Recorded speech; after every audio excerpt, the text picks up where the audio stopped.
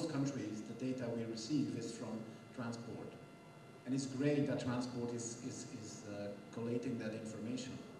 But we know that transport information is usually incomplete. That's why it's so important to broaden the data sources and to include also information from other sources, particular vital registration data. Vital registration data has been shown over and over again in different countries to be much more complete. And so not including it from the start means that you're excluding a large proportion of the data that is already available. And we know that vital registration is not perfect either, so we need much more than that. And the cross-fertilization between the different data sources is extremely important. Just want to give you a little anecdote. 3 years ago, when we released the global status report out of WHO, Thailand was very upset. The government of Thailand complained. They said the estimates from WHO are wrong. It cannot be that we have as high a number of road deaths that you say. And we said, you know, this is the best we can do. We think it's probably wrong because all our numbers are wrong. They are just the best possible. But it may be that it's not totally as accurate as it could be, but we encourage you to check. And so they did. They took their data from transport, which was the one they reported. They took the data from health, and they took the data from the insurance industry. And they crossed. And they saw, oh, this one was counted here, but not there, and this one was counted there, but not here. And in the end, they arrived at a number which was quite similar to the one WHO had estimated. And they came back saying, thank you. Thank you, because thanks to you, first we were angry, but then we did something about it, and now we have a much better data collection system. I think it's a fantastic anecdote showing that by using all of the different data sources available, we can do much better than what we have already today based on what's already being collected. And then, of course, we can improve the ways we collect and analyze data over the years to come. So thanks to our colleagues from SCTP, from FIA, from ERTAD. Did I forget anybody? World Bank. Anyway, all the colleagues who are working on the new observatory. It's a great initiative. We fully support it. Have a great meeting. I wish I could stay. I love this kind of stuff. But now I have to go to the airport. Thank you very much. Thank you.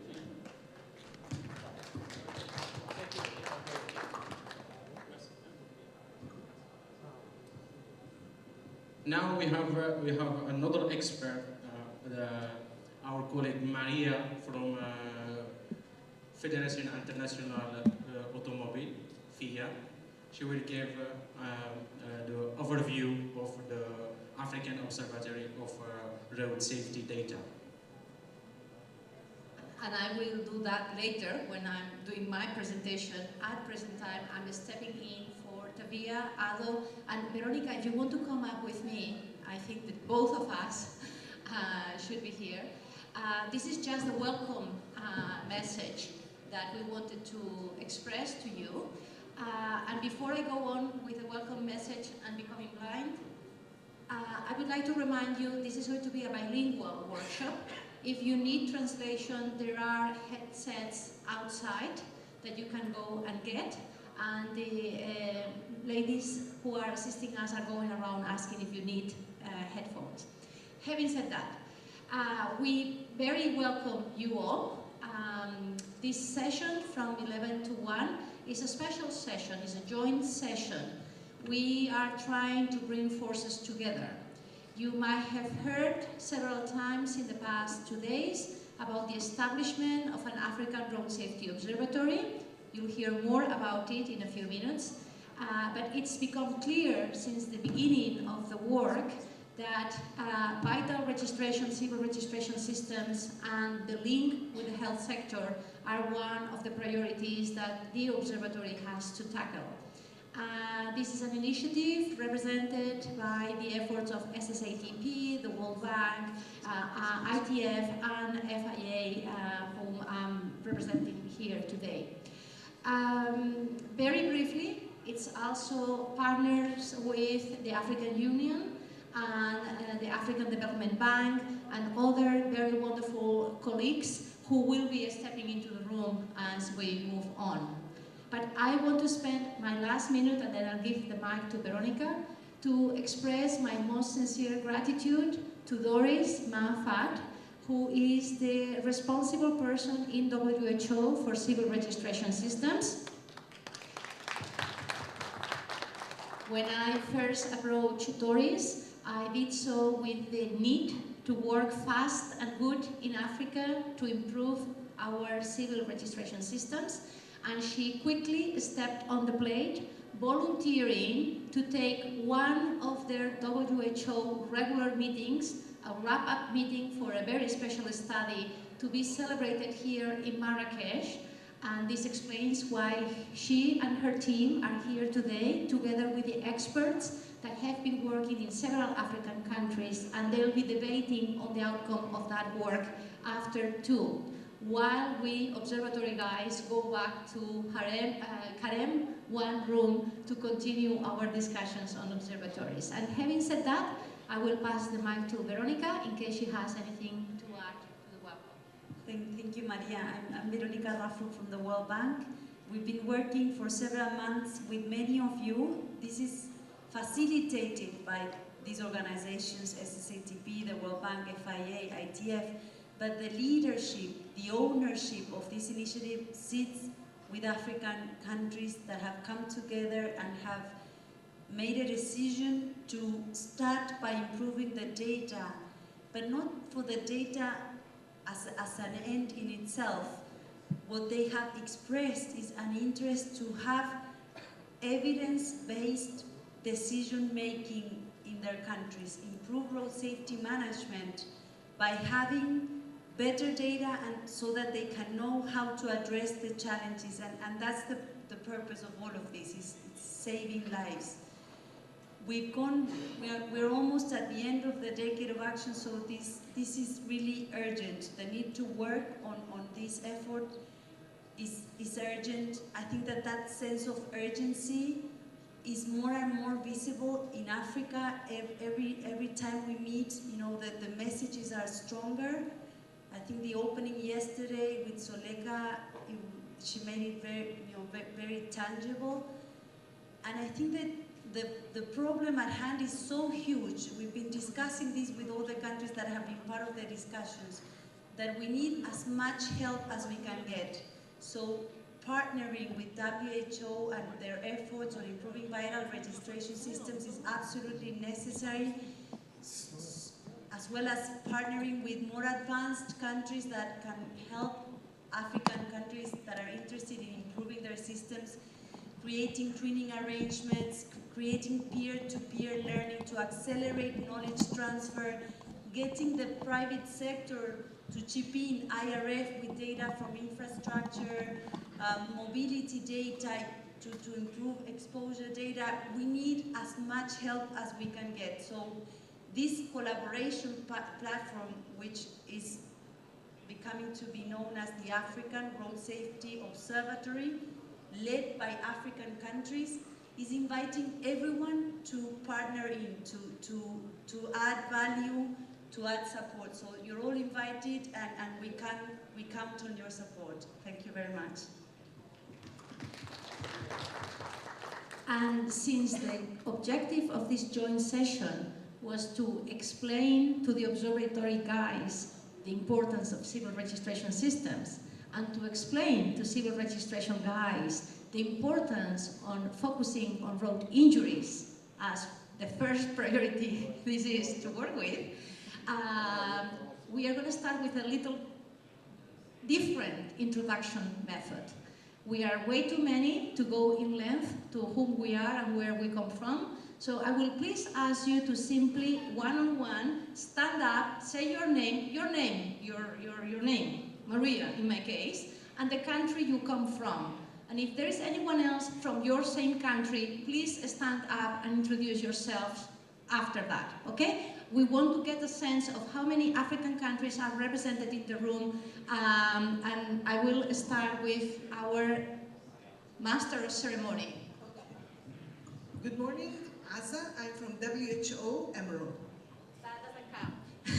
WHO is not an African country yet, but please just, yeah. Stand my up, name stand is, up, stand up.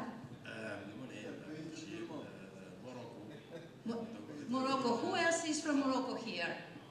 Can you please? Oh! Oh! Well, we won't go through all the names then. But we have Morocco heavily represented. Thank you.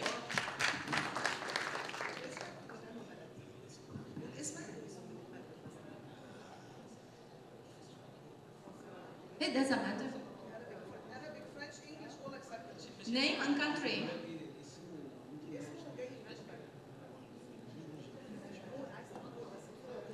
Name and country. اسم التخمات أحمد من أسكن بمدينة ميلان جمعية منى.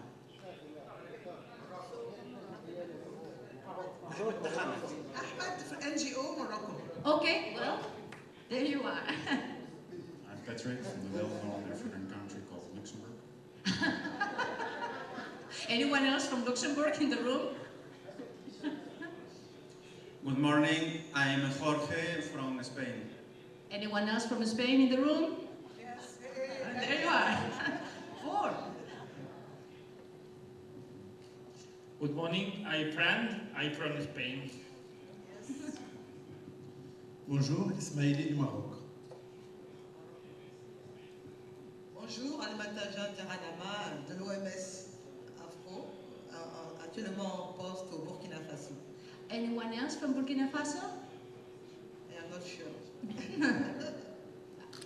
And let's make this as dynamic as possible. Good morning, I'm Afif from the National Institute of Public Health, Tunisia. Tunisia?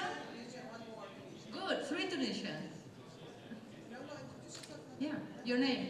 Nada from Tunisia. No, for somebody from Tunisia.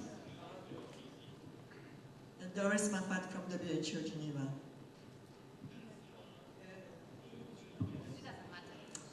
Sarah from Canada. No one else from No, Canada Patriots. in the room? Hello, good morning. Alain Dial from the Portuguese Road Safety Association for Portugal.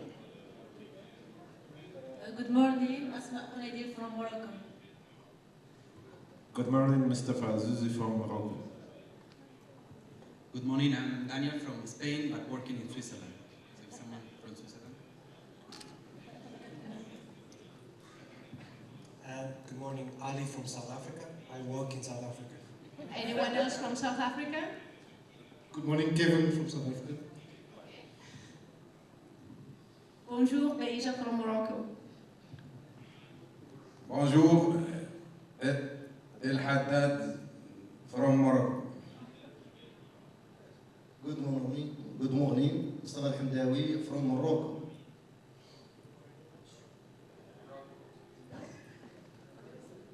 Mohammed, Morocco. Omar Skalli from Morocco. Go behind, yeah. Oh, maintenant du Togo. Anyone else from Togo?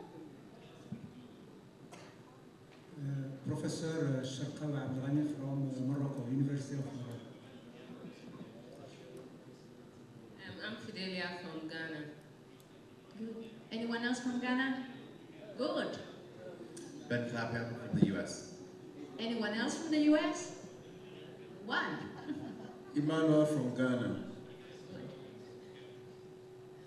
Azmoumina from Morocco. Saad Al-Hadi from Morocco. Good morning, I'm Saïd Kakouri from Morocco.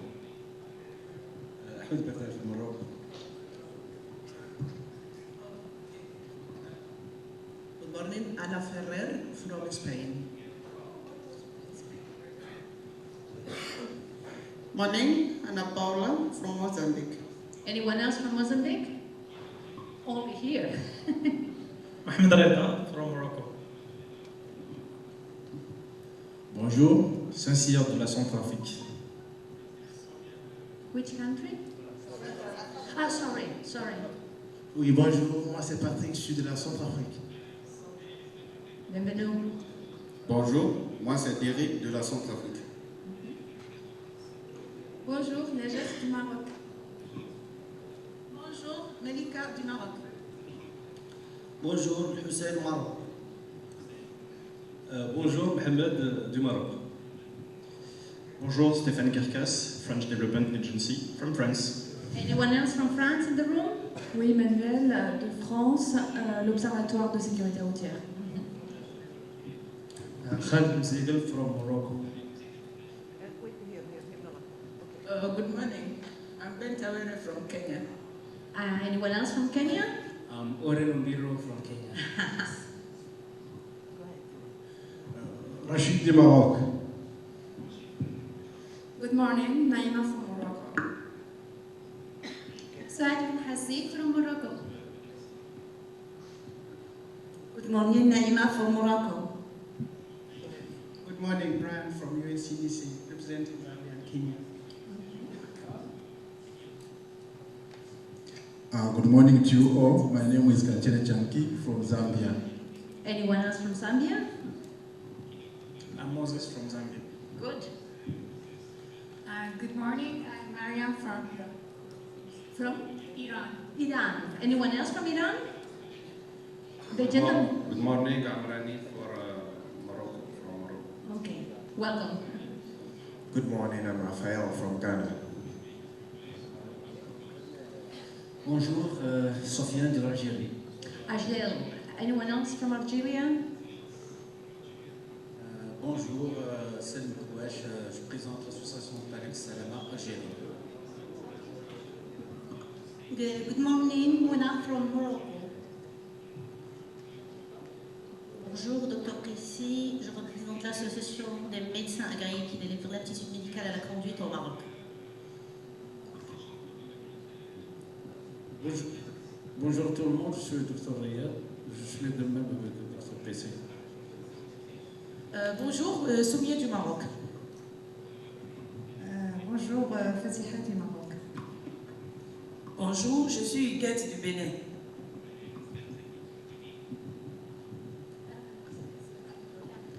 I know there have been a few last moment additions. If they feel the urge to introduce themselves, this is the time. Otherwise, we will finish this introduction to move on to the content. Just remember to have your headphones if French is your language of choice.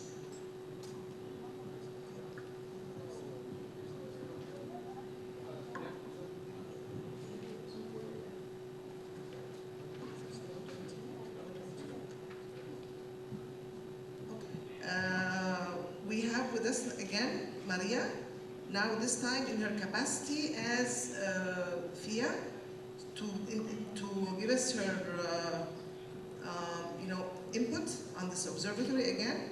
And then we have Doris Mafat from WHO Geneva and Daniel Kobus from the Swiss Tropical Public Health Institute. Can you please come up on the stage? And you forgot Kassem. Of course, how can we forget? Qasim is the dynamo of the, he's the one who did the report, the 2015 controversial road safety report. All the estimates, he's the one who did them. So he engineered them statistically. Just one comment from my side before we go on. What Dr. Etienne this morning was referring to when it came to the administrative records and comparing administrative records together is called scientifically record linkage. And there's a specific formula for it to find out also what the ones that are missing from all three. Like somebody compared three sources of information. There is a formula that you put in the findings from these three sources of information, and you still get the missing, which are missing from each one of them. And it's very important. And now we're picking it up. We will use the civil registration and vital statistics record to be able to find out the complete picture. So now I hand on the microphone to,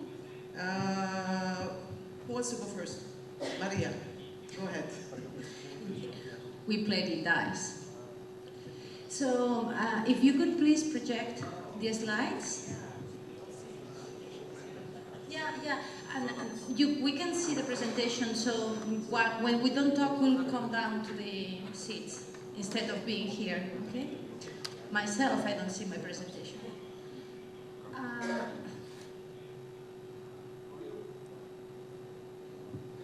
Okay, So this is a content presentation.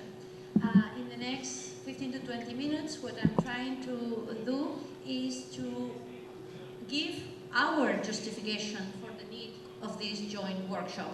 And I hope that in the end I succeed. Otherwise, you can drill me with questions after we are done, if there is chance for a question and answer period.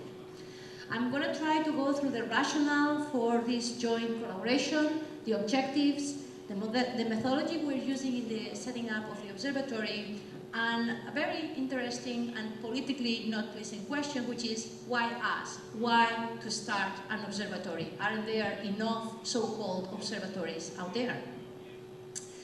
And so for the rationale, I don't really want to dwell again on figures that we have been hearing for the past day and a half intensely. You are all aware of the magnitude of road traffic injuries. Those of you not working on road traffic injuries, you should know we are talking about one of the top 10 leading causes of death worldwide. It is actually back in 2003 that WHO already called road traffic deaths as one of 3 neglected epidemics. If you are curious, the other 2 were cardiovascular diseases and tobacco consumption. And the arguments back in 2003, meaning 15 years ago, were that these were 3 conditions that were hampering the health of our population worldwide, both in number of deaths as well as in number of non-fatal conditions, for which we knew how to address them, and for which we were lacking the will to address them. And that's how they came to be baptized under the same common name of the neglected global epidemics. The case in Africa is particularly bad, not only because of the huge proportion of victims and the disproportion with vehicle ownership and mobility patterns, but also because the projections only tell us that this is going to go worse. But if this has been said repeatedly, maybe what you have on the right of the slide you haven't seen as often. This is actually a computation on the percent that each different cause of death represents in the world. These are worldwide causes of death. The largest one being ischemic heart diseases, heart conditions. All of them, all through the world, are about 17.6% of the deaths. You might be surprised to know that road injuries, and there is no pointer, but I hope you can see it in here, road injuries worldwide represent 3.6% of the deaths. And this is actually more than malaria, tuberculosis, HIV, and many other conditions. This is actually comparable to the amount of deaths that diabetes causes worldwide. And thus, we are not talking about a minor problem, we are talking about a big problem, a substantial problem, deserving all our attention. As I said, road traffic deaths have been around the 9th leading position of death worldwide since 1990, as far as we can count them. But, as Etienne pointed out, this is a tricky question. There is a pointer. Thank you. That is your pointer. I have your pointer and your pen. I'm in your hands.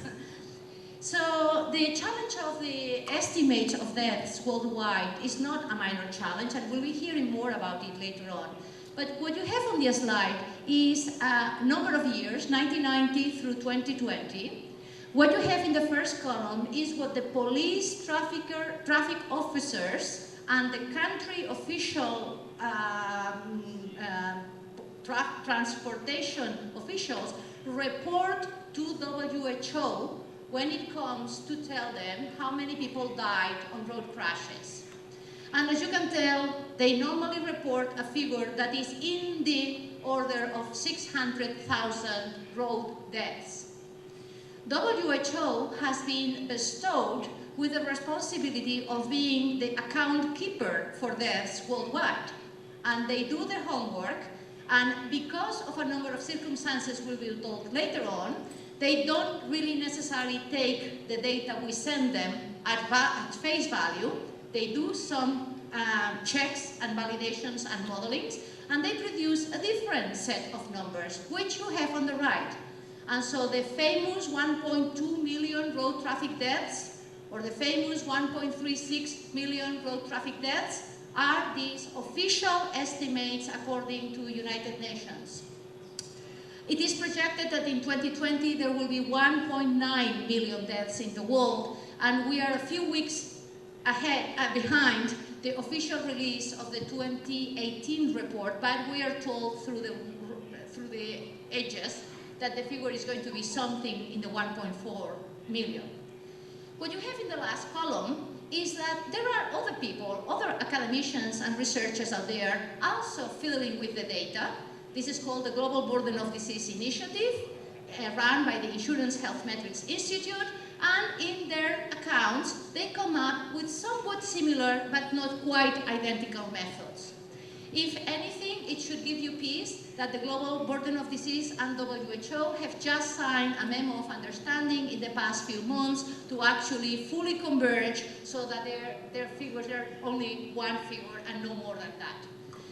Now, this 1.2 million in 2014 versus 620,000 millions in 2014 is a number I want you to focus, because this is the number you see here, okay, worldwide, this is the difference. But if we break it by regions, you can tell that these numbers come up from huge differences in two particular regions of the world. In Southeast Asia, Asia at large, and Africa. And, and you are now facing the fact that the African countries reported a total of 63,000 deaths when WHO estimated 242,000 deaths. That is almost 4 times more. That is our challenge. This is what brings us here today. Whether the police data are right or the WHO data are right is not what I'm going to defend. What I'm going to defend is that we have a problem and we better work together to address it. Because probably the truth lies somewhere, not in between, but somewhere in between these two numbers. Why these differences? Are the police officers in the countries cheating us? Well, if they do, it goes in their conscience. I want to believe it's not intentional underreporting. I want to believe that there are structural problems in many of these countries that prevent appropriate identification of crash and crash victims, probably like they prevent appropriate identification of other health conditions outcomes. On the one hand, there are many countries in the world that do not have appropriate civil registration systems reporting to WHO. All in all, there are 78 countries, as per WHO's account, who are in this situation worldwide. Unfortunately, out of the 79 countries with structural data problems, 40 of them are in Africa. And that's the reality we face. Now, what's the solution? Fix the systems. And Doris and her team in the remaining of the workshop are going to be discussing alternative, innovative methods to improve vital registration systems that they have been testing, including some African countries. So those of you who want to hear more about it, please go to Karen 2 for the remainder of the session. In the meantime, for as long as these systems are not fully working, there is a temporary solution, which is the mathematical model. And yes, Kassem is the father of the mathematical model that drives the road traffic victims for WHO. But no, tomatoes or eggs are not allowed against Kassem. He does a fantastic job, and I know for good that he really looks in detail and love and care to produce the best possible estimates. But even when there are civil registration systems in place, there are structural things that prevent things from working good. And because I don't like to use examples from others when we have our own examples. I can point out to you, Spain is probably one of the countries with the longest history of civil registration systems in place. Forever. We have had them forever, before Columbus.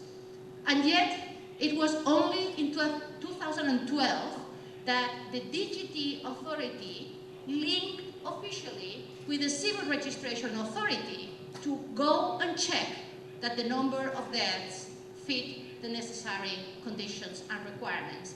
And so, yes, systems need to be built, but when systems exist, they need to be hooked up with the appropriate workers. So what do you do when you have almost a fourfold difference in the number of deaths? I wish I had made this dynamic, because the first choice is the status quo. That's what we all do. That's what most current observatories around the world on road safety do. Either we blind our eyes or we play a status quo. We'll assume it's a random underreporting. I know I don't know the whole truth, but the truth I have, I will take as good.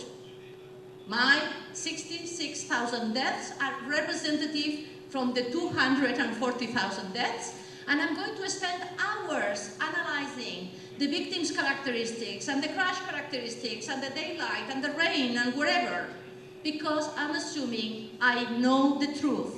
My share of data is representative of the larger data that I don't know.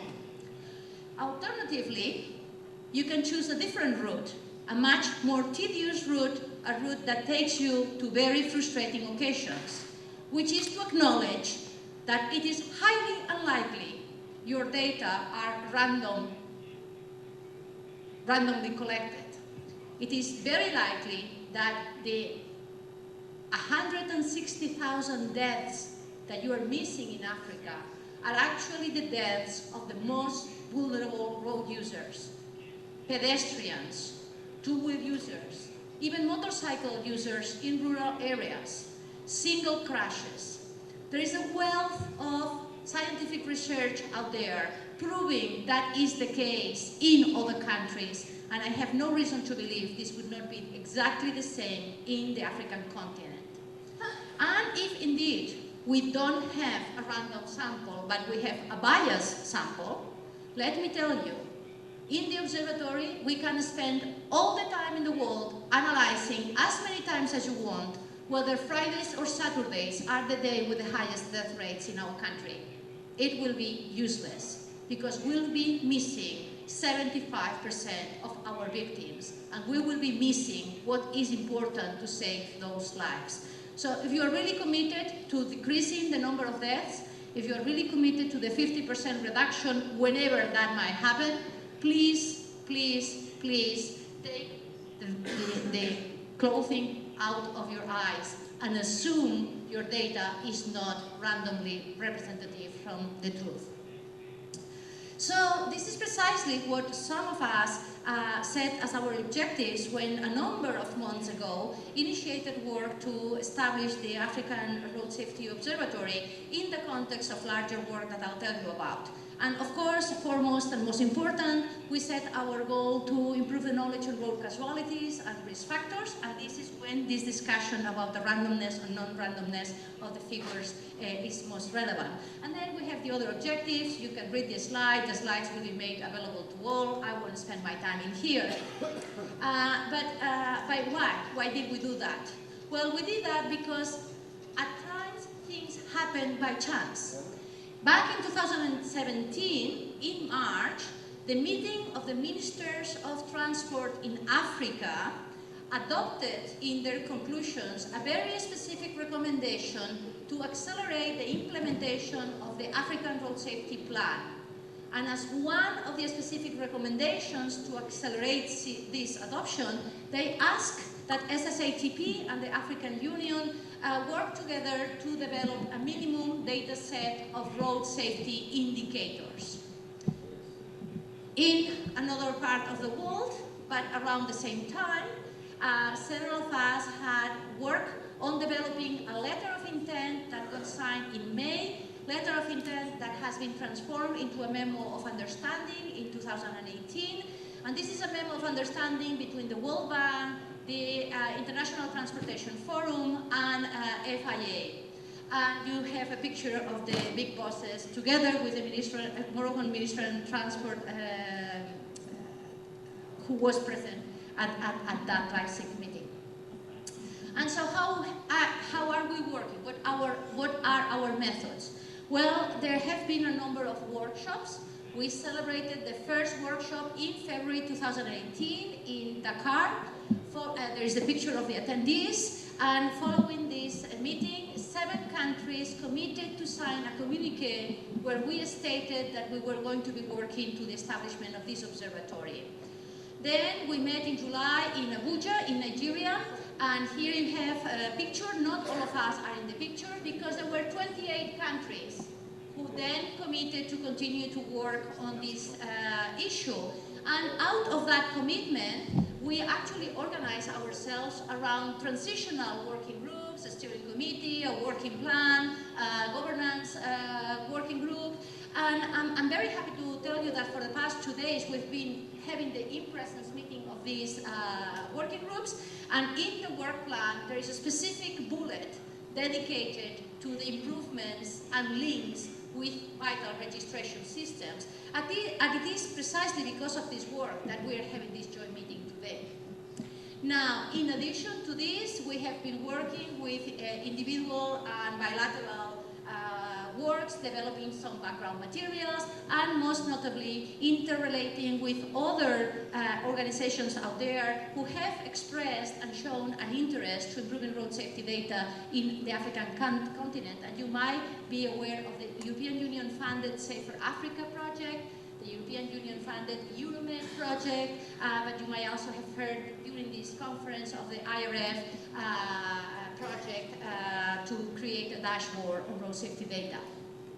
And so yes, this afternoon we'll go through the details, but let me tell you that we are serious enough to have drafted bylaws for this observatory, and we have a mission, and we have a vision, and we have all sorts of requirements to ensure proper work and coordination, and that this is eventually going to be presented to the African Union for the African Union to become the host institution of this observatory. But the General Assembly, the constituents of the observatory, are meant to be the country leaders on road safety, the government appointee leaders for each and every country, even though, of course, other players will be most welcome, because the more the better if we know where we are going and how we are going. And so I come to the political point, but aren't there already observatories? How many of you have received information of an African Road Safety Observatory coming out of a European project called Safer Africa? Would you please raise your hand? Okay. How many of you would think that WHO itself is an observatory, because after all, they produce a worldly report every so many years? Well, I would like to think that the true difference between these other efforts and our efforts rely on 2 dimensions. One is the temporality. The European Union funded projects are funded projects that are to end next year, 2019. And rest assured that we are working with them to ensure a nice transition of the work that they have been developing into the observatory. So no duplications, on the contrary, all collaboration. But the observatory, the African Road Safety Observatory, is born with the intent to stay. We want this observatory to stay for as long as it is needed. And to stay, not just to compile data. That's not the purpose of the observatory. The purpose of the observatory is to create a network of committed professionals who want to ensure there are enough opportunities and enough instances for build capacity among country-level professionals, so that the data they collect in the country is appropriately collected. It's a network that will foster the implementation of nice and available technological instruments out there, and it is a network that will generate an environment where we can set common targets for data improvement, we can measure progress towards those targets, we can generate critical mass to determine what are the priorities for data collection versus the distractions, and where we can cry and laugh together as we go through the pains and aches of improving the data at hand. And so, we anticipate observatories being ever-growing, ever-improving. You could always think that there is more to be done and that there is better data to be collected. And yes, you could sort this in many ways and fashions, but starting from wherever you start and into the future, you could think that first we need to focus on using what we have, what we know. Then we would need to focus on strengthening the civil registration systems, then move on other measures of burden, move on behavior and attitudinal interventions, and eventually get on in exposure metrics that are so needed. Now, where Europe is? Well, probably towards the end of this development, we are still at the phase where what we are missing is exposure data. Where is the Latin American Observatory? Well, probably somewhere in here. They have just now embraced collecting data on attitudes and self-reported behavior. Where is the African Observatory? Well, probably in the early stages of development as we set motions forward. But the commitment is to carry it through. And with that said, I thank you for your time and attention, and I will let Kassem tell us all that there is to know. Thank you very much, Maria. So Maria Gomez from FIA, and obviously she's very eager about it, but just the point that the granularity of the observatories is the most important part.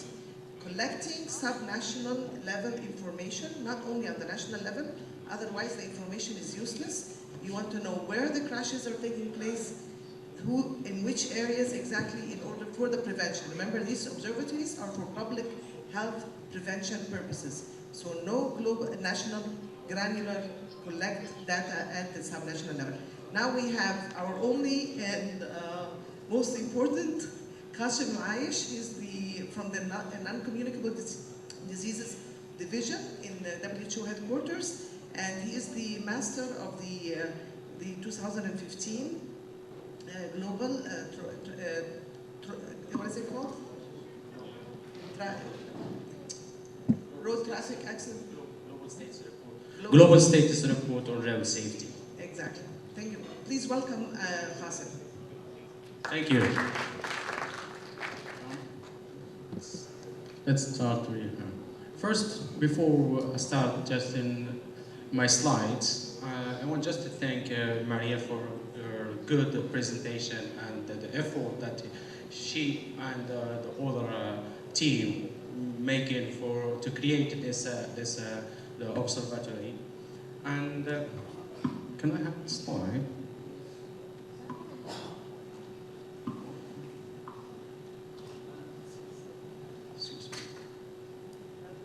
Not this one.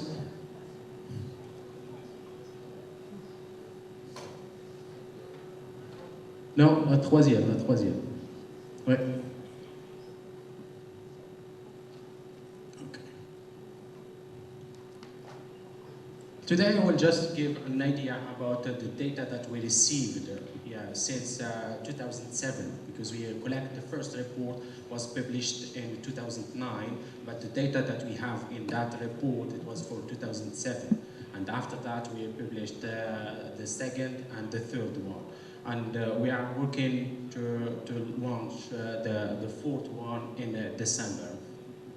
The data, the content for my presentation will be just the data sources and the definition used in the country based on the data that we received from questionnaires, and some challenges in data, giving some examples from countries that try to improve the quality of the data, and the conclusion.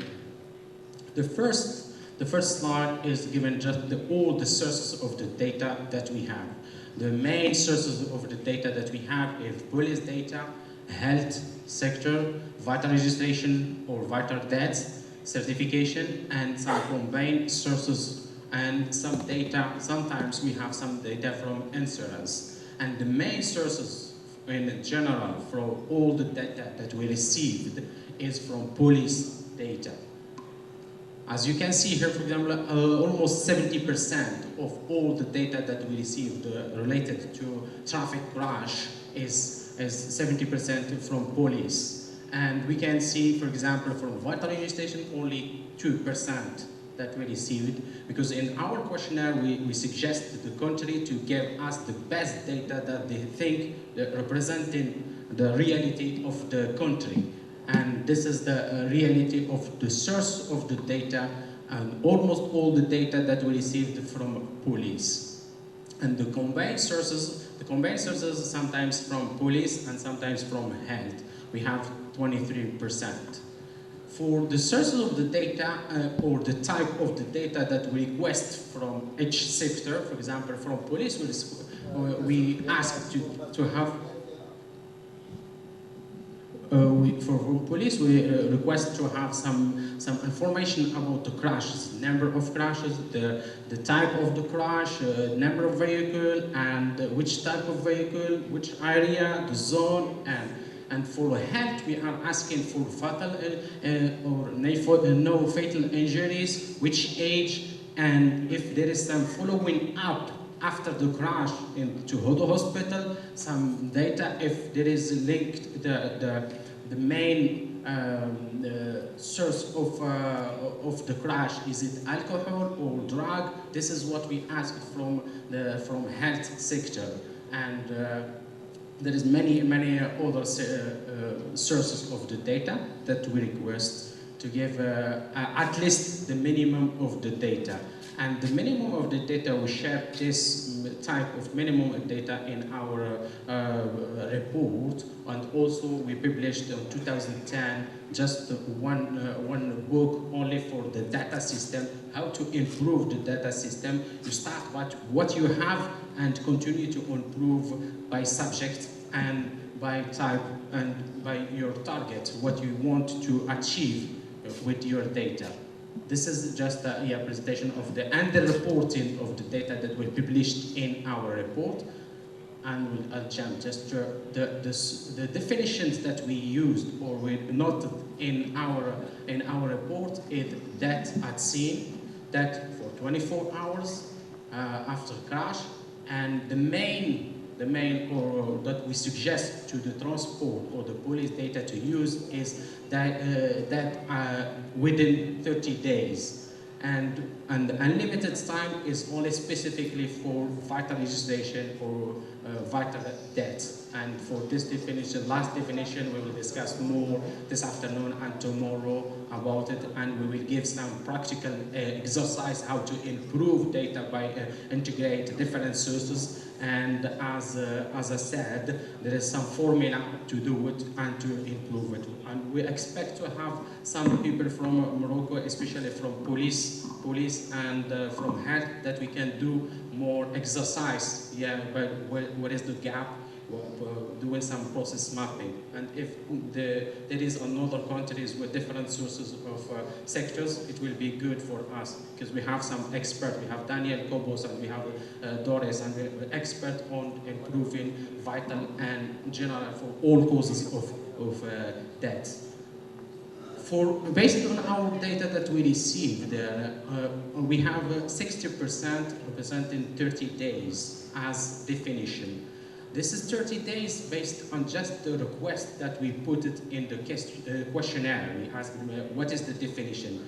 And when we ask them, give us there is some law or some article that show the definition is 30 days, we had a problem to get this definition from countries. And also the same for unlimited time. Unlimited time because sometimes there is no definition at all in any document in the country, and just they take unlimited time. And this is an example for improving the following up. This is especially from Turkey. This is in 2014. Yeah, we received in our report we asked them what is the definition that you use for road crash death. They said 30 days. Died within 30 days. But seriously, there is no follow-up. But after they did a good job, they try to follow up after the crash 30 days and contacting the health and the hospitals, they come up with double. For example, yeah, you can see 2015, the number of deaths that they received, it was 3,800, and when they check to follow up, they have another 3,000, and the total, instead of having just 3,000, the total was 7,000. Same on 2016. This is just only following up between the crash and 30 days after the crash. And for the vital registration, you should add at least 20% more, because the definition is unlimited time. This is another issue.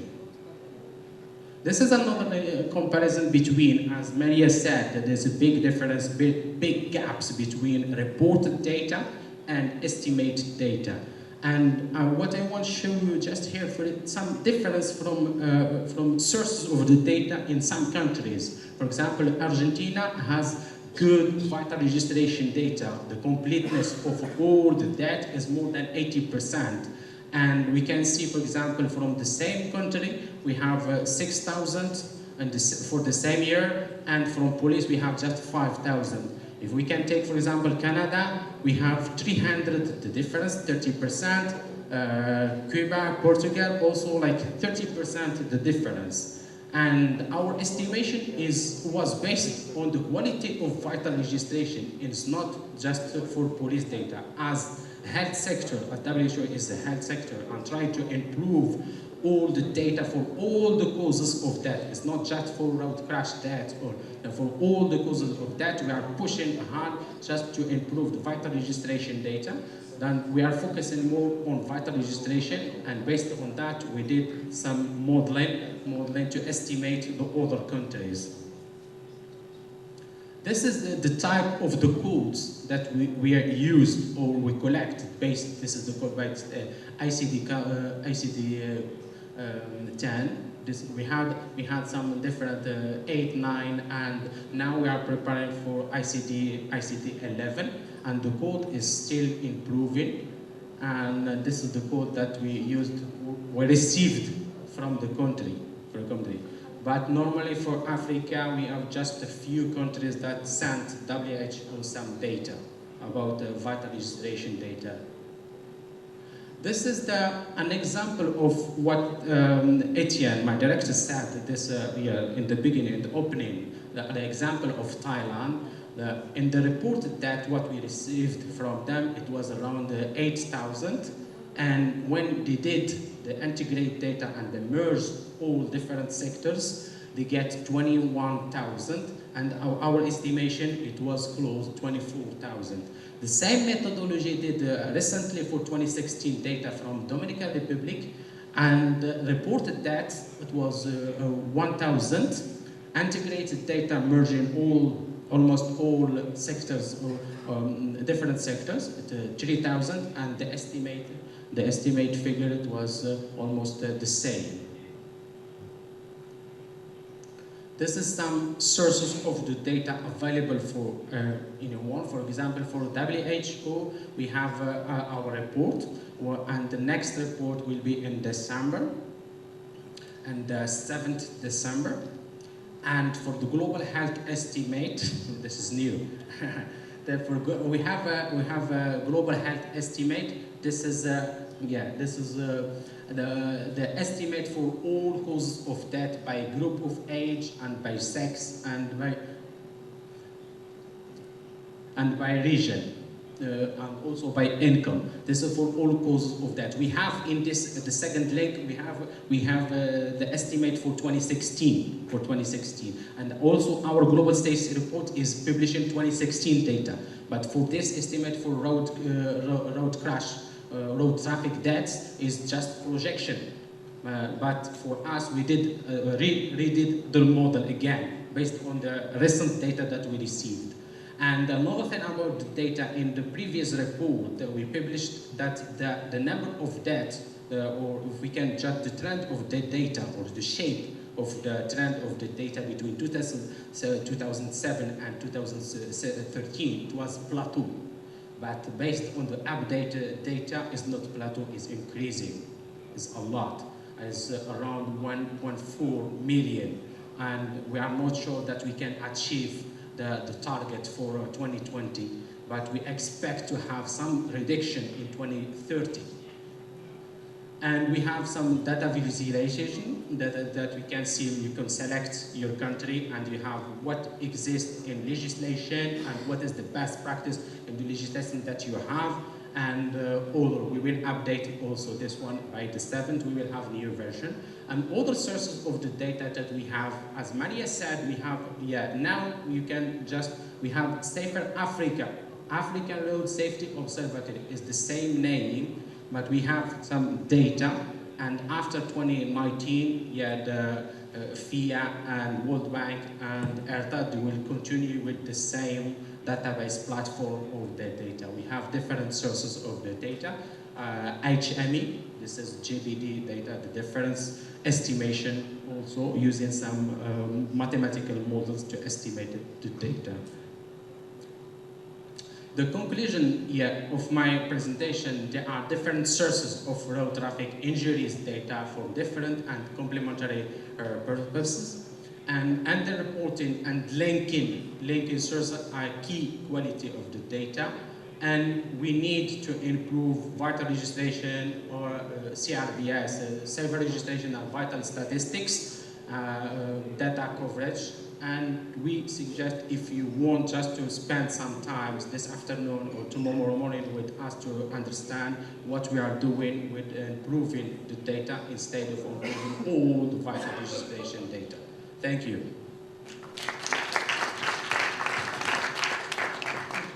Many thanks, Qasim. Very valuable information, very valuable presentation. Noting that CRBS systems, as mentioned by Qasim, is the better source of information if the system is functional. Now we have, again, our very own Doris Mafat. She has been working with mortality statistics in WHO as far as 30 years back, when she was still out of school immediately. So she's the guru of mortality statistics in WHO. Doris Mafat, over to you. Yes, good morning everyone. So I could speak French. Unfortunately, you won't have the translation into English. So I'll speak English for the presentation. What Azaz said to me is true. I started in WHO well before some people are born here, 33 years ago. So I've seen the challenges in the data, how to get better data, from countries, and how things start to improve gradually. So when Maria came to see me in early this year about improving data through civil registration, and I mean, I'm very over precautious because it means changing a system, improving, and it's multi-sectoral. It's not something to happen now, but it's a long-term investment which actually would be beneficial for everyone, not only for road traffic deaths data, but for cardiovascular, infectious diseases, everything. So that's beneficial. So when Maria spoke to me, my glass was empty, sort of. And after she spoke to me, after half an hour, my glass was full. I said, I agree, we can move ahead. We have the same conviction. That is very important before we work together. So that's the small story to start with. So, presentation, please. No, not this one. The one with the CRBS. The second one.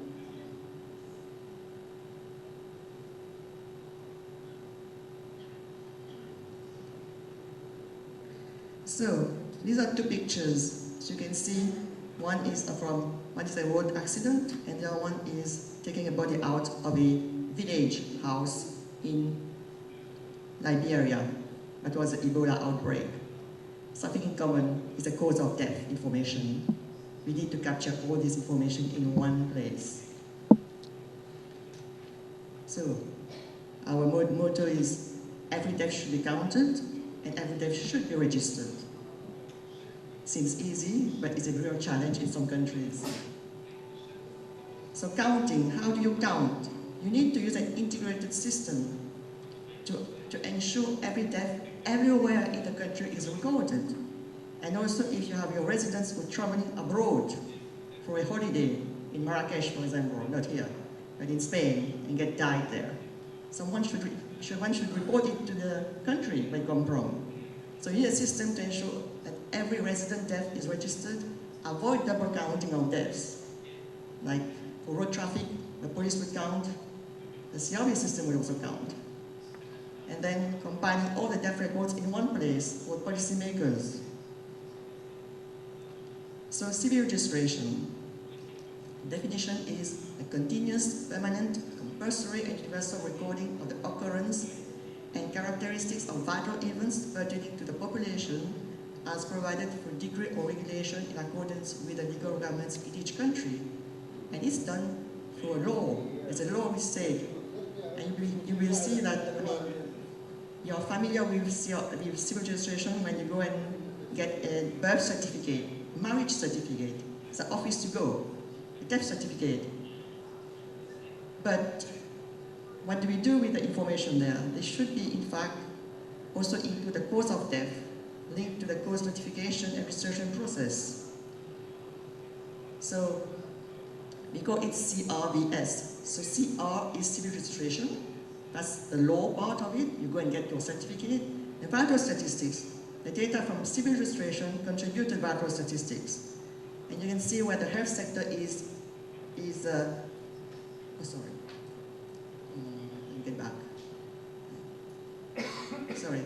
The health sector is where we have the live births, the deaths, the fatal deaths that contribute to the civil registration.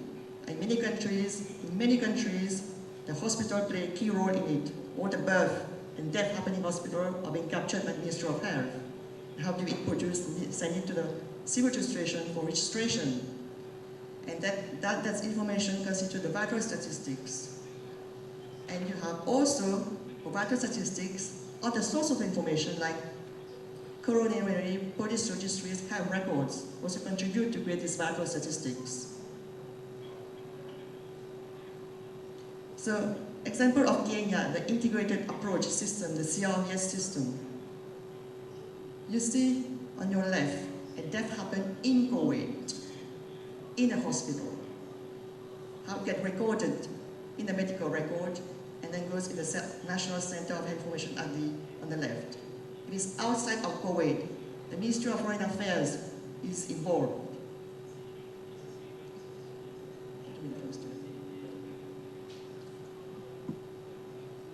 Yeah, sorry. No, it's not working. No, it doesn't matter. Sorry, I'm trying to get the pointer. No, it's okay. So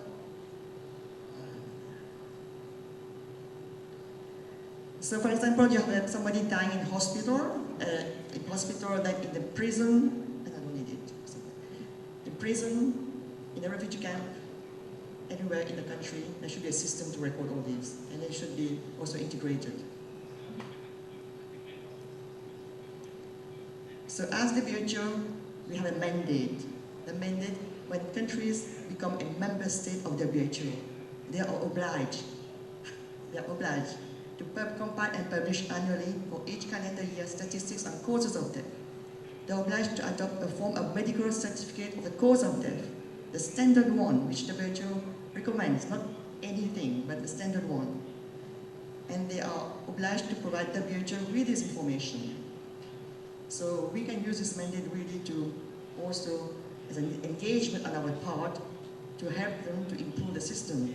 If they cannot have a system, they don't have a system, they cannot send the data to us.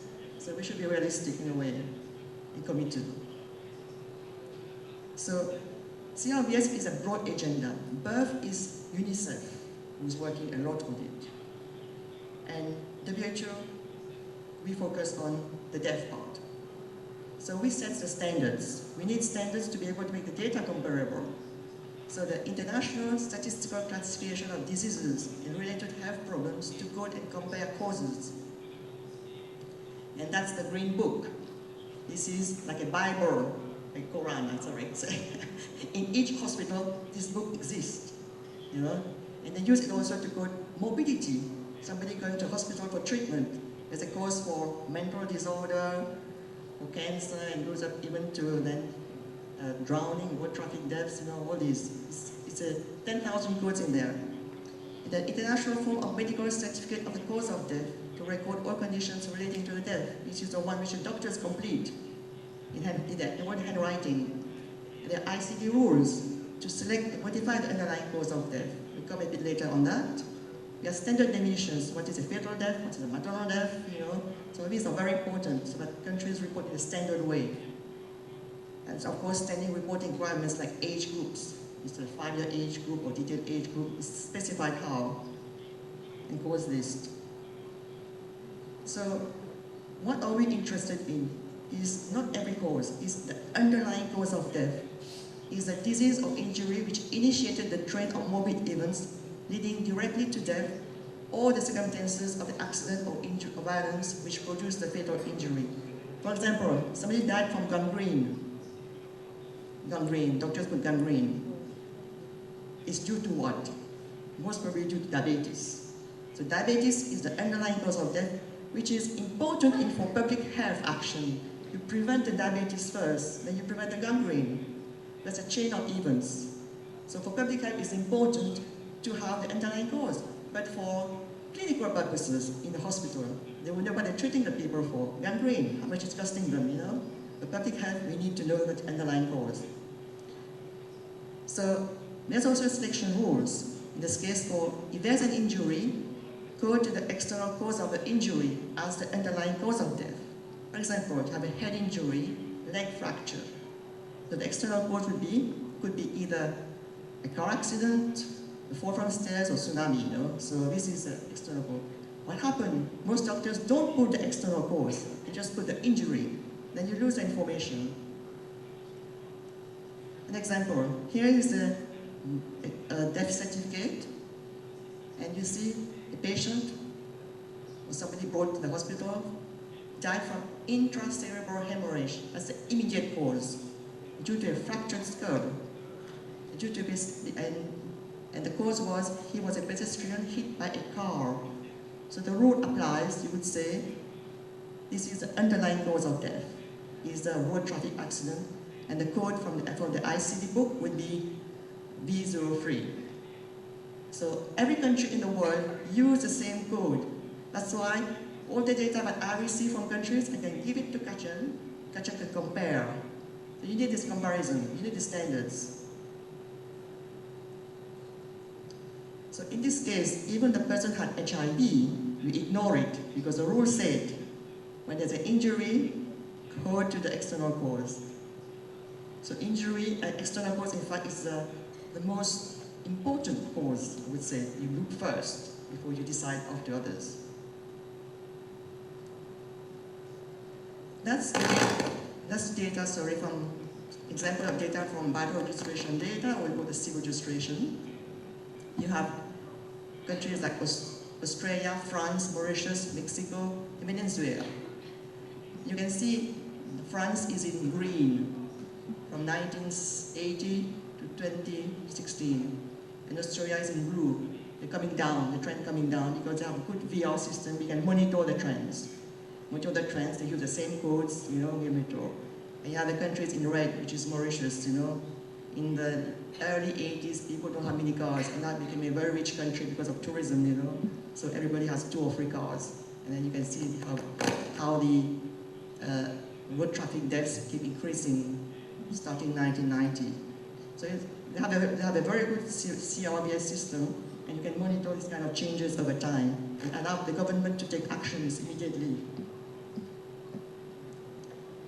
So as I mentioned, the battle registration data monitor trends over time and can be real-time data. Is not paper-based. It is all electronic. you can have a death recorded, and that can be monitored on a daily basis, every death, if it's in an electronic form. Example of Mexico. Look at this, Mexico in 1960. The group 1 is the communicable diseases, which are the infectious diseases. The group 2 is the non-communicable one, which are the lifestyle, NCDs, cancer, diabetes. And group 3 is the external cause of injury, which include road traffic deaths. In 1960, you see the one circle, the external cause is very low. As the countries get richer, it goes up in here. And at the same time, the blue line, which is the infectious diseases, get decreasing because improvement in immunization, maternal care, So that's why CRVS data is really useful for this type of monitoring of the population of your country. And even to the lowest administrative area, you can monitor. That's the advantage of CRVS data. I took it from Kenya, from the annual statistics report, showing the highest counties with the highest and lowest percentage of deaths registered at home in 2013. They can see, because CRVS is the registrars are present in every county, so you're able to catch the very small area situation, which an estimates won't be able to do. Modeling is great, but modeling is for the country. It doesn't go down to the lowest administrative area. So challenges exist. Of course, you need more government commitment. There's a ministerial meeting every 2 years in Africa, or every year. There'll be one happening next year in Zambia. The last one was in Mauritania. Ministerial meeting on CRVS. So many ministers go there and they're committed to improve the CRVS system. Momentum is there. That's why we should build on the momentum. But there are challenges. CRVS system is complex. Sometimes the framework is not there. You have to change the law, and that takes time. But gradually, you get the information saying the importance of CRVS. You have to set up a committee in the health sector, the Ministry of Justice, the Civil Registration Department, Ministry of Interior, if you use a national ID together, so it's a complex system. And a lot of commitment from each sector to be able to move that agenda forward. At the global level, we also have to be, for us, for CRVS, to say it's hard to sell. It's hard to sell because I approach a donor and say, could you invest in CRVS in the country? No, it's too complicated. You don't see immediate results, But if you never do anything, nothing would work. We need to start. The health sector, for example, have doctors. You can train them. It's not something difficult, They have an environment to improve something. Gradually, you can move then forward. So, there are some global CRVS initiatives actually. Many big, like World Bank, launched the global financing facility to improve the health of women, children, adolescents. So if you want to improve the health of women, children, adolescents, you need also to invest in CRVS to get data on number of maternal deaths, number of child deaths, what they die from. And the last one is the Bloomberg Data for Health Initiative to improve recording of deaths. So countries like in Ghana, who is present here, is supported by Bloomberg to improve the CRVS system. And they're present in 20 countries in the world. So that's all. Session 2 is in the afternoon, for those who are interested. Thank you. Thank you very much, Doris. That was excellent. Now we have Dr. Daniel Kobos from the Swiss Tropical Public Health Institute, and he's the guru of many things. Verbal autopsy, death certification, but today the subject will be on systems. Systems. Yeah. Go ahead. Yeah, the guru of many things means the guru of nothing, actually. Can you? Yeah. So now is the right presentation, after 3 times. So hello everyone. As Asa said, I'm Daniel. I work at the Swiss Tropical and Public Health Institute, and so we come from the academic side of the world. So we are a university, and we are part of I'm a physician by profession, but I've been working in health systems for the last 20 years already. That's kind of crazy for me. My birthday was yesterday, by the way.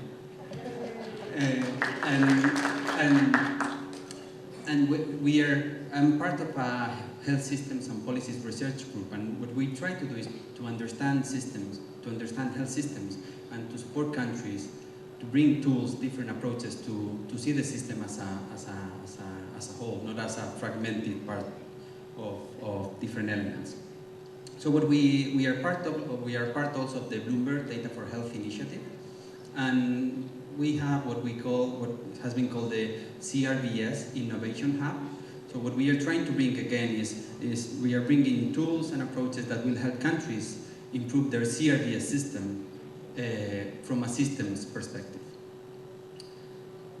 So when we talk about information, we usually want to show the Finnegan laws of information, and I've heard so many times this. So in this room this morning, everyone was complaining that they don't have data. We don't have the data. We need this data. We need that data.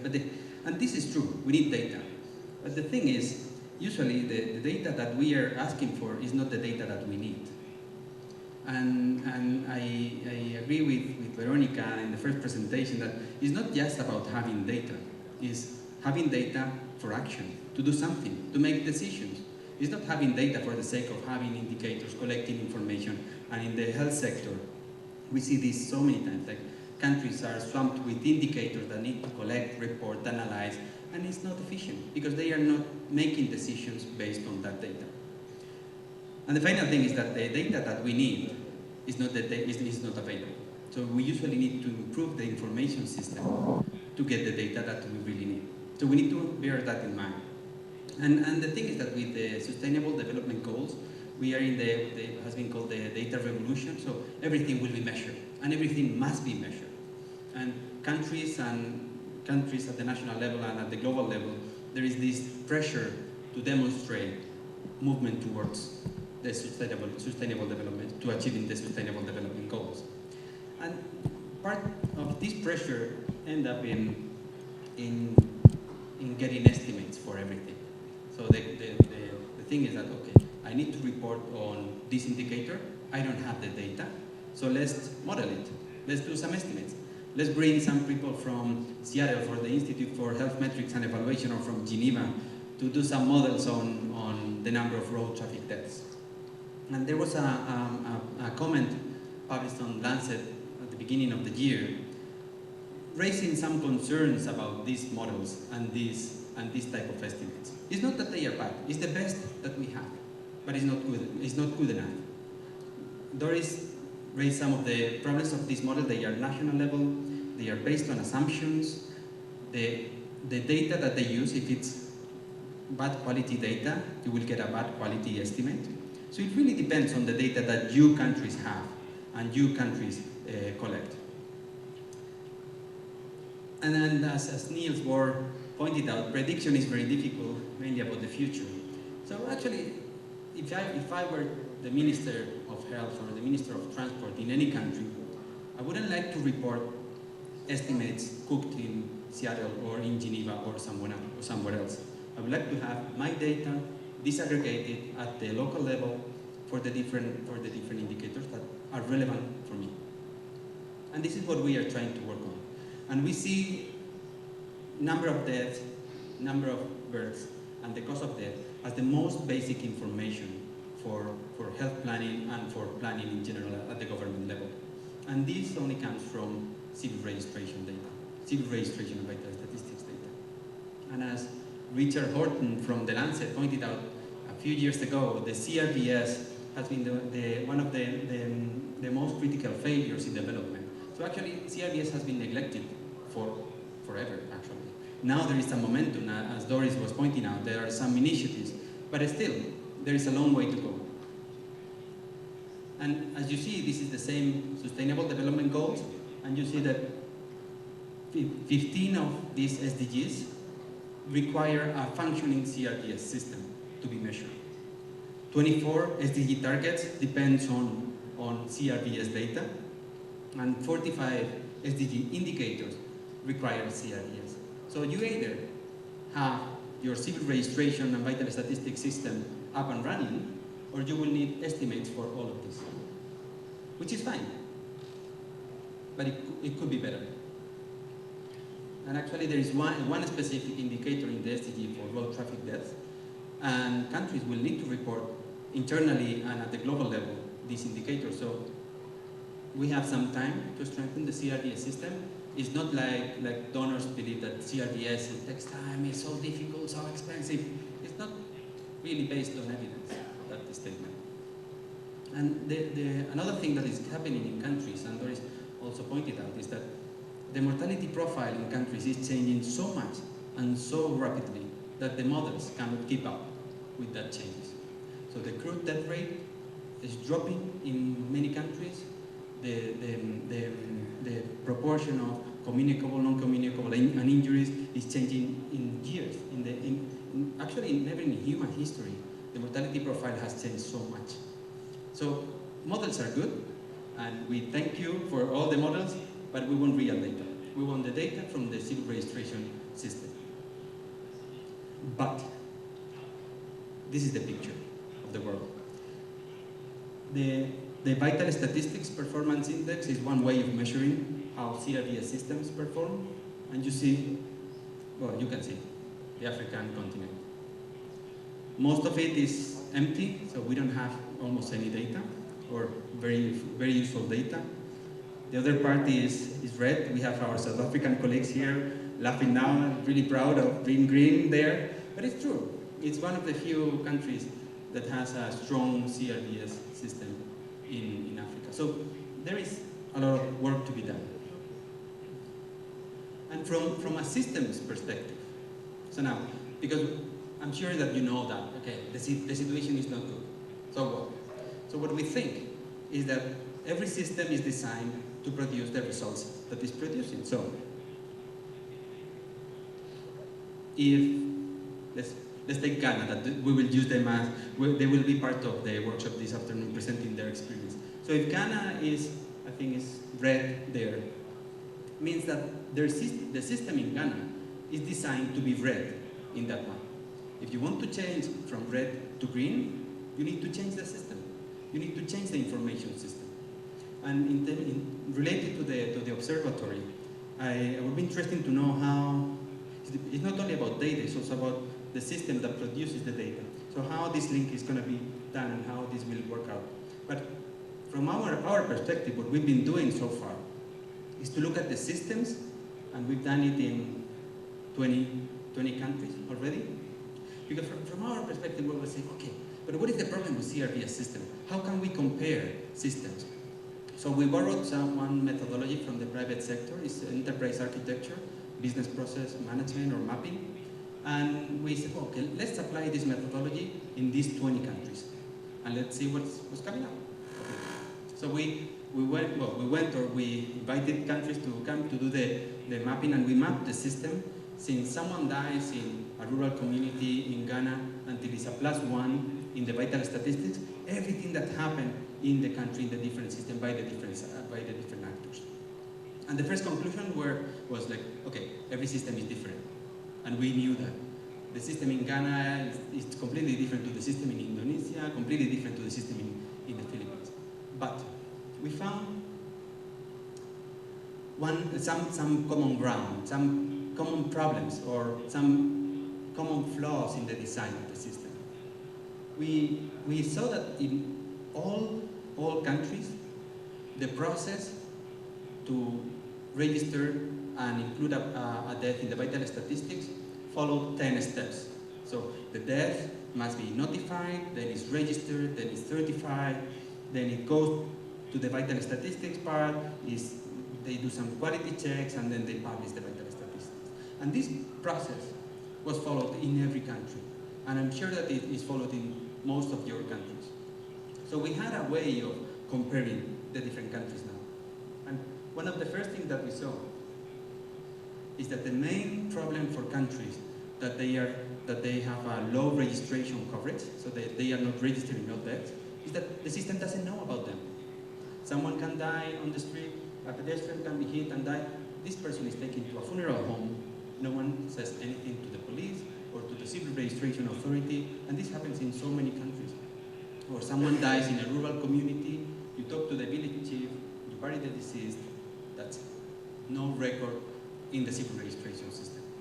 So one of the main parts of the work that we've been doing is trying to understand why those deaths are not reported and how to change the system so that the death is reported, because that's the main thing. I think I'm going to stop here. So, oh no. So we have this was one of the problems that we found, and then looking like, okay, but we ask countries, okay, but what happened when someone dies here? So, and they say, oh no, they go to this, they go to that. So what we found is that this death is recorded in many places. So the details of the death, the name, age, sex, all the details to register the death and the cause of death, they are there. They are in the cemetery, they are in the funeral home, they are in the health sector. But the problem is that this information do not come to they are in the police record. But this information is not integrated with the civil registration system. So actually now what we are working on is try to bring these different sources of information and integrate them so that everyone has the full picture. Because from the example that Doris was showing before, someone that a pedestrian is hit by a car, they go to the hospital, and this person died 3 days later from sepsis, from an infection. In the police records, this person will be alive. But in the health sector, this person will be dead. And probably in the civil registration records, there is no information about this person. So if we integrate the information of these different, of just these 3 different actors, everyone will have a more accurate information. So 2 main messages from my side after looking at 20 countries: notification of the event, how to capture the event. Countries need to work on that. And second, integration of different sources. And what we bring is process mapping to help countries do that. And we will work on that during the afternoon and tomorrow. Thank you so much. Thank you very much, Daniel. And to add to what Daniel said, notification very important.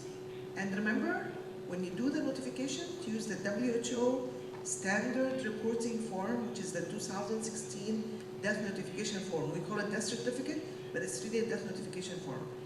Using that form, you will be able to deduce the causes of death, even if the physician doesn't write it explicitly. Now, we still have, first, let me remind you that after the lunch break in Karam 1, there's a continuation of this discussion. You are all most welcome to participate and attend. There will be more valuable information and more detailed information. 2 o'clock in the Karam 1 hall. And we still have 20 minutes, so if any of you have questions, please raise your hand. Okay. So maybe the speakers want to come up on the stage so that they can address the questions. Introduce yourself, sir, and give the question. Just ask the question and introduce yourself, and they will answer.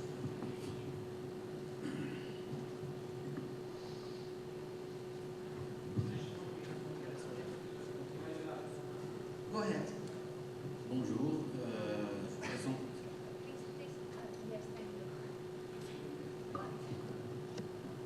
je présente l'association Tariq Salama, IGAIA d'Algérie.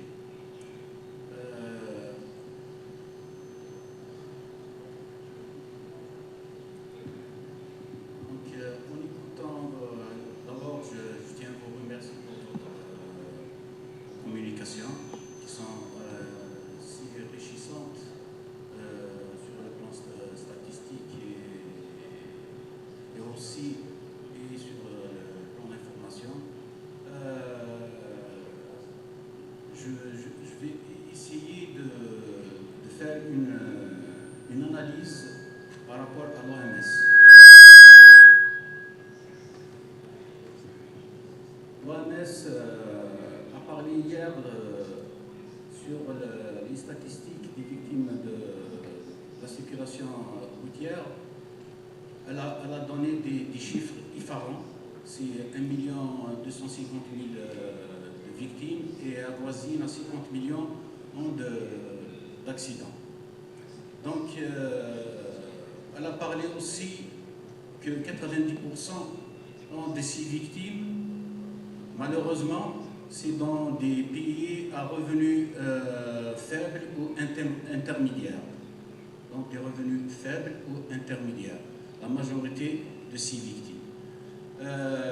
Et malheureusement aussi que nous sommes le premier forum africain, donc 90% de ces victimes aussi, c'est en Afrique avec 2% de parc automobile dans le monde. Pourtant, si vous permettez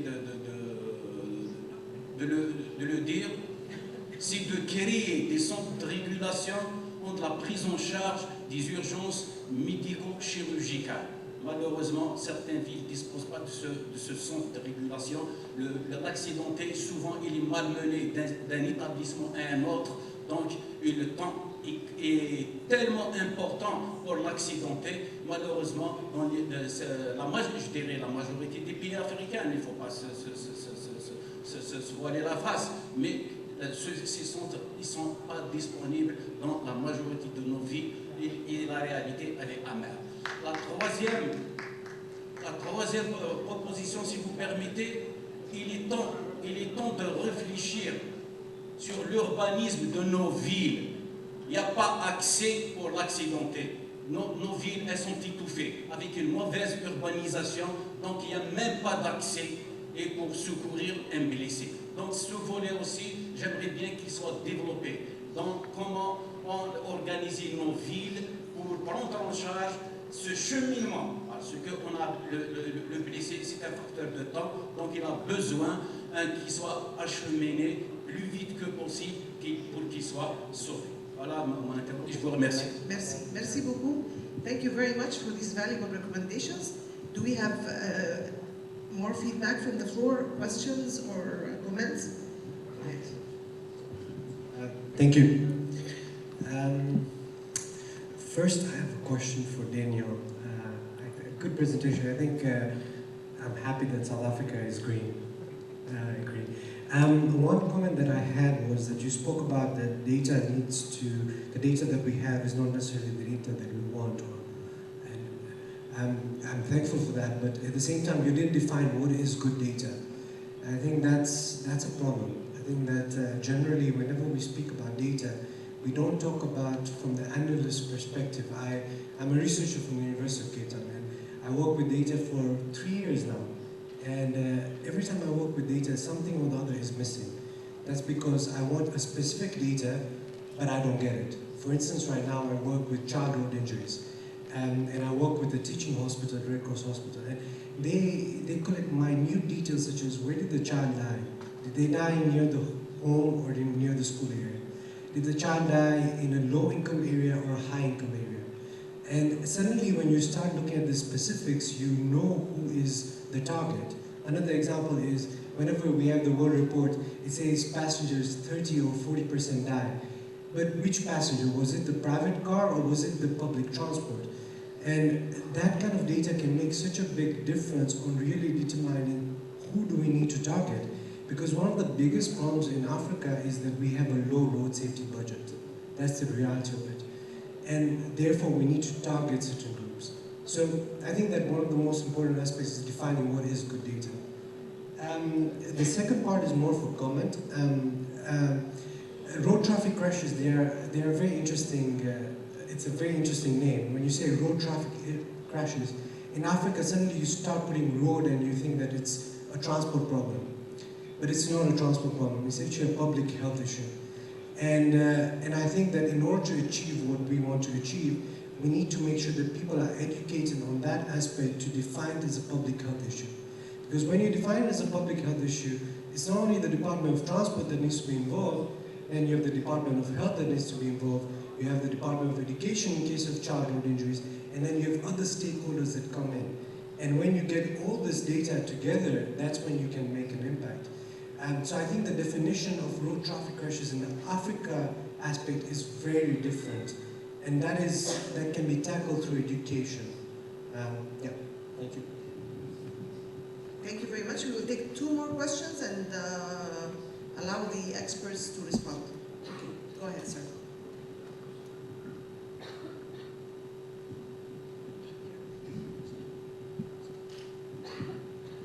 Oui, merci. Ce que je voudrais juste dire, c'est juste 1 minute.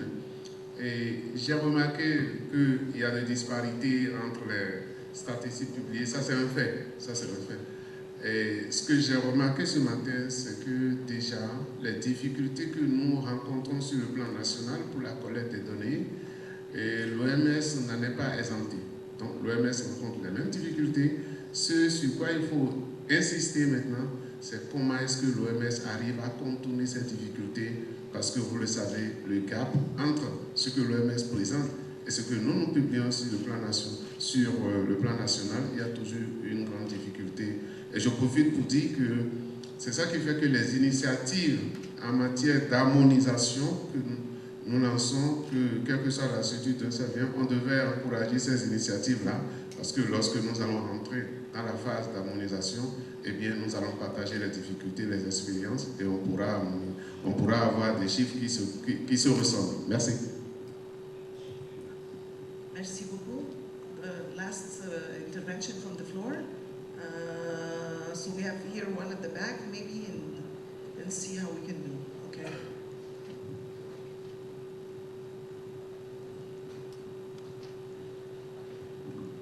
Merci.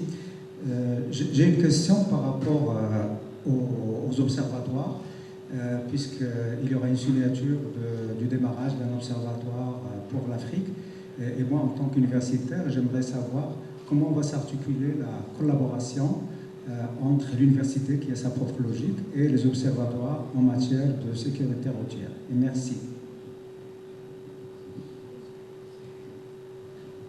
Okay, so we can, do you want to take two more questions? One more. Yeah, just to say, just to maintain the gender balance. Maybe some women can ask, because I've seen some hands. Okay, one male and one woman. Because we have balance here, so okay, gender so balance. Yes. Okay, go ahead, and it should be next. Okay, thank you. So for me, my suggestion is to have some form of a uniform sort of reporting, because I know, especially once we have the observatory and we are still mandated to report to the WHO, and we still have our in-country reporting systems.